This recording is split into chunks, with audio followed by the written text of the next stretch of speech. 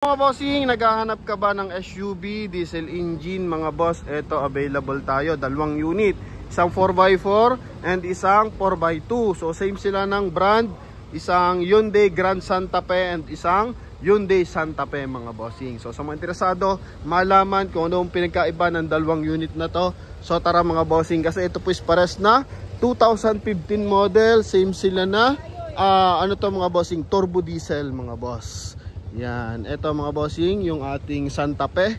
And ito naman yung ating Grand Santa Fe. So 4x4 unit to mga bossing. Same sila ng year model mga boss. Ano po?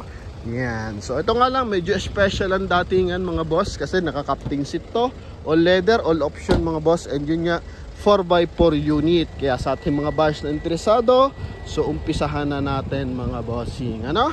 Yan, so yung isa namang yun, ang lupit ng datingan, no? Black na black mga boss. Yan, oh, 7-seater yan mga bossing. Naghahanap ka na riding comfort, eto na yung hinahanap mong unit mga boss naman talaga. Okay, so dito muna tayo sa ating 2015 Hyundai Grand Santa Fe Special Edition. So 2.5 liters turbo diesel, 4x4 automatic transmission mga boss. Naka naka all-wheel drive mga bossing. Optional 4x4 pala mga boss. And same time naka all disc brake, R18 polish gray ang mags mga bossing. Coding neto is Monday, naka projector headlight na rin. And same time may signal light sa kanyang side mirror, naka chrome yung kanyang door handle, all leather ang upuan mga boss. Yan, so all option to mga bossing. And same time may sunroof mga boss, no? Panoramic sunroof to mga bossing. Okay. Yan. So ito mga bossing, ang presyo nila dito 740 hanggang 690 binibigay to mga boss, no? Yan. Tingnan mo naman yung sunroof niyan. Simula harapan hanggang dulo yan mga boss. Buong buo po yan. And same time naka curtain airbag to mga bossing, ha? Yan. Okay, so naka-close lahat yan mga boss. Kumbaga, even dito sa likuran, talagang pati yung third row makakasilip talaga ng langit mga bossing, oh. Yan, so captain seat to mga boss. Ano po? And eto mga bossing, yan, naka-optional 4x4. And syempre mga bossing, may cruise control, no? Yan. And eto, naka 1 din audio system. Pero dito kasi nakikita na yung reverse parking camera. Adjusted na rin yung kanyang mga bossing, auto dim light na reverse rear view mirror mga boss, no? And mileage nito 76,474 mga boss. May hill hold assist. And eto mga bossing is meron din siyang stability control, power fold, power adjust yung side mirror, kasi nga naka all option. So it means all option mga bossing, naka power seat yan, no? Yan, so naka power seat and all leather, all stock yan mga boss. And same time is naka electronic parking assist mga boss. Then may plus minus din siya for manual mode mga bossing. Okay, so silipin natin yung nasa dashboard. So lagyan lang siya ng mga small accessories. Makina 2.5 liters na turbo diesel. Then dito sa kanyang dashboard mga bossing is naka carbon fiber mga bossing, no? So ito kararating lang, hindi pa to nalilinis mga boss. Okay, kumbaga pa-display lang to mga bossing.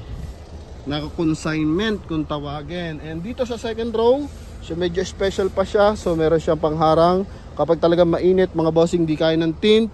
So meron pa dito ang second layer ng mga bossing, pang cover sa kanyang window.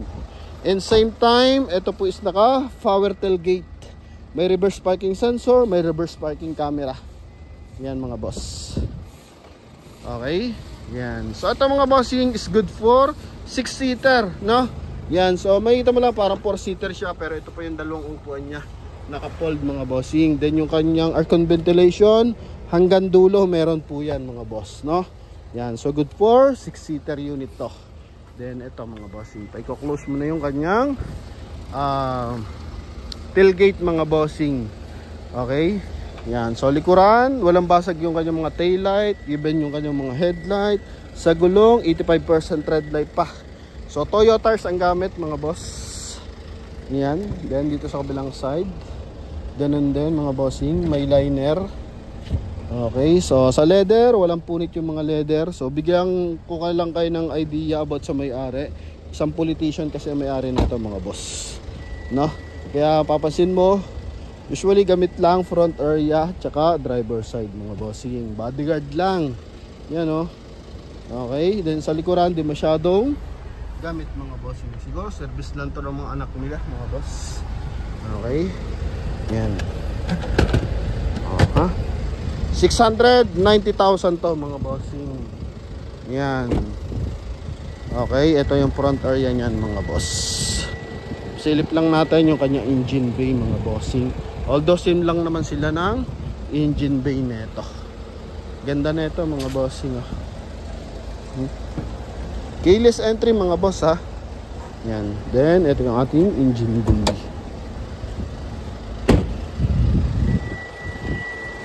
Yung ating engine bay mga boss. 2.5 liter, 16 valve, naka-Amaron, battery, mataas ang computer box. Hindi pa na-detailing yung kanyang engine bay mga boss. Insulator, makapal pa, and buong buo. And walang issue ng bangga mga boss, no? Yan. So sa ating mga boss na interesado, ito, 690,000. Makahirit pa naman tayo, basta sa mga interesado, tumawag lang agad, magpa-schedule kung kailan, no? Kasi palis-alis ang may-ari nito mga bossing eh. And ibang presyo sa walk-in, parang 740 pa nila ibibigay for walk-in to mga boss, no? So sa atin, naka-net price ng 690. Hirit na lang tayo mga bossing. Madali mang kausap, basta si Promote Page ang kausap nila dyan. Magbibigay pa sila ng additional discount. And ito naman, 2015 na Santa pa rin mga boss, no? Mas maikli lang to ng bahagya. Kumbaga, ito mga bossing, dalawa kasi yan eh, no? Isang special edition and standard Santa Fe mga boss, no? And coding naman nito is Friday. So makina nito is 2.5 liters na turbo diesel pa rin. R17 naman to mga bossing. Then polished silver, no, na naka all disc brake din. So may kasama lang siya running board, naka chrome din yung kanyang door handle, may signal light sa kanyang side mirror, naka projector headlight na rin to mga boss. And ito naman is nilagyan lang siya ng roof rack, pero paras lang man silang may roof rail. Yan. Keyless entry rin to mga boss. Yan. So ito naman is ganun pa rin, auto fold pa rin naman yung kanyang side mirror. And ito mga bossing yung kanyang door panel, same lang, may door light. So ito lang, hindi siya naka all option mga bossing, pero mas malaki man ang mamumura mo dito kung sakasakali. And ganun pa rin, naka cruise control, naka Android head unit naman to mga bossing, naka automatic climate control. Mileage naman ito mga bossing is 96,661. Original mileage din siya. So ito mga bossing, naka foot brake, then armrest, cloth naman yung gamit niya dito mga bossing, no? Yan, cloth pa siya. And wala pa siyang curtain airbag. So naka dual airbag lang to mga boss. Okay, pero as in presentable mga bossing. Ito naman 630 hanggang 590 naman to mga boss, no? Yan, so 590, may armrest. Yan oh. Okay. Although hindi lang siya naka-leather mga bossing. Ito kasi 7-seater, yung isa kasi yon, all the way 6-seater yan mga boss, kasi naka-captain seat siya. Pero kung kayo maramihan 7-seater ang hanap nyo, ito mga bossing. Yokohama tires naman ang gamit nito. Yan, so may reverse parking sensor, reverse parking camera, CRDI engine mga boss. Okay, so ito naman hindi siya naka-power tailgate, all basically lang, pero 7-seater pa rin mga boss ha. Ito yung kanyang leather seat, no, na cover. So aftermarket lang naman. Ito pa yung upuan niya, no, mga boss. Okay, inaangat lang yan mga bossing. Then aircon ventilation hanggang third row pa rin mga bossing. Okay, so 12 volt socket, same lang naman. Yan mga boss. Ito issue konti lang, no? Ito naman isa hindi pa nakabapping, pero may mga konti rin ng mga malilit na scratches mga boss. Kumbaga transparent lang tayo.